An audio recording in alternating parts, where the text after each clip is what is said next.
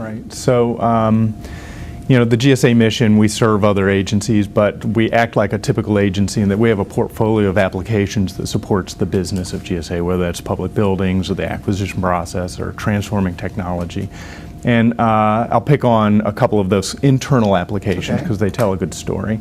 We built something called the Acquisition Gateway. It's kind of a central clearinghouse for agencies to come in and look at the acquisition life cycle and find places to get great acquisitions in government. And so that's kind of what the application does. But what's really important is how we built it.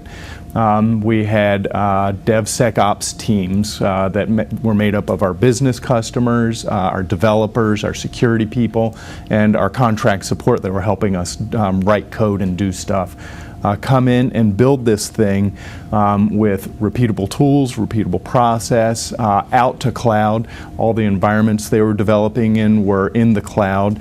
And when this thing was done, it was built, very cheaply, iteratively. We were able to make incremental investments and validate, are we getting good results in the application, and then double down in the places where we saw good results in the application and stop investments in places where we didn't see good investments. So that's a good story in and of itself. The real value was when we started building the next thing, in this case, the TDR tool, transaction data reporting tool.